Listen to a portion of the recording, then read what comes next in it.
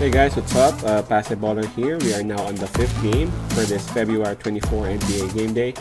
This is Minnesota Timberwolves versus Chicago Bulls. This is an inter-conference matchup, so we'll see what's going to happen. And before we talk about these two teams, I'm just inviting everyone who have not subscribed to our YouTube account or YouTube channel yet, Basketballer. Please click on the subscribe button below and also include that bell logo or bell button beside it. That way automatically you guys should be receiving notifications whenever there is a new video uploaded on our site. Alright, let's take a look at the standings or the records of both teams first. For Chicago Bulls, they're a part of the Eastern Conference and they are the number 8 team with 14 wins and 16 losses.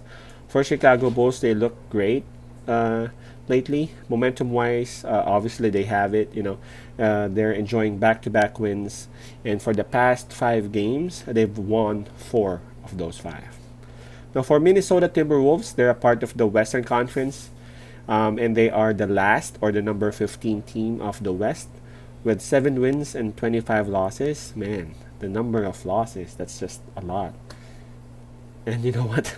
The number of wins too, that's just so few. Sorry, I lost myself there.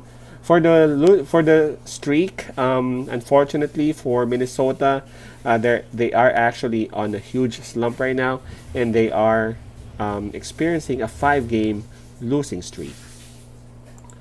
Taking a look at the details of this game, this one would be played 8 o'clock p.m. Eastern time, so that's 9 a.m. Manila.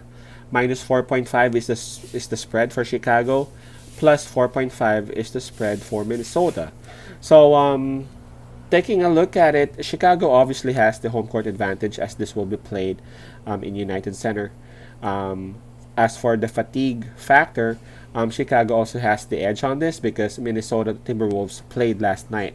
They went up against Milwaukee Bucks and they got blown out. So there are already like 2 points that Chicago is having an advantage with, and again, that's the home court advantage and the fatigue factor. Alright, so let's take a look at the injuries that both teams have.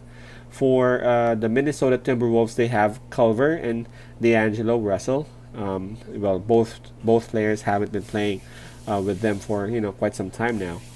And for Chicago Bulls, there are no changes. These are the same people who have been out from the Bulls, since, I don't know, I forgot the date, but same people again: McCannon, Otto Porter, and Hutchison.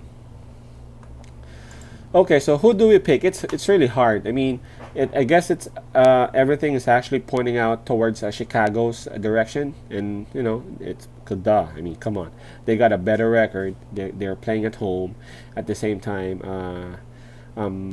Minnesota is having 2 games in their second night.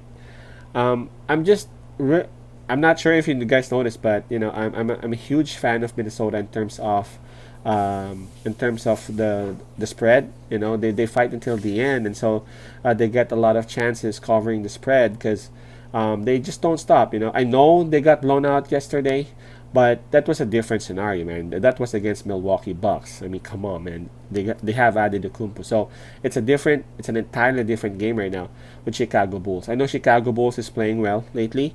Props to Levine for scoring. For shooting like crazy, man. He shoots threes, he drives, he dunks, he passes, he can do everything now. And he's been getting a lot of help as well. But I'm looking at the Minnesota Timberwolves, and I'm looking at the possible matchups that their new head coach may exploit. Tell you honestly, the starting 5, they have some matchups here that Minnesota can take advantage of. I'm looking at Karl Anthony Towns. Karl Anthony Towns is obviously way better than Carter, the starting center of the Chicago Bulls. So they can try to exploit that one. Obviously, Towns is the best scorer and the best rebounder of this Wolves team. At the same time, they got Beasley as their second leading scorer. And Beasley just let him score around 20 points per game. that would already be a huge lift. It's like 50 points automatically for just Towns and Beasley. And I'm looking at the point guard position. It's either Beasley or Rubio who would go up against White. So if they could also just try to manage White's contribution, Minnesota Timberwolves got a very good chance. Tell you what, I think the only advantage that the Chicago Bulls has in terms of the starters would be Zach LaVine. I'm not sure who would take Zach LaVine, but whoever it is, Zach LaVine has the advantage. But I think they would try to put Anthony Edwards. And Anthony Edwards, to be quite fair to him, this #1 pick has actually shown a lot of improvements for the past game. So I'm quite excited. I'm quite excited for this game. I know Bulls is the favorites going to this game, but I'm gonna side with Minnesota Timberwolves with the plus on this.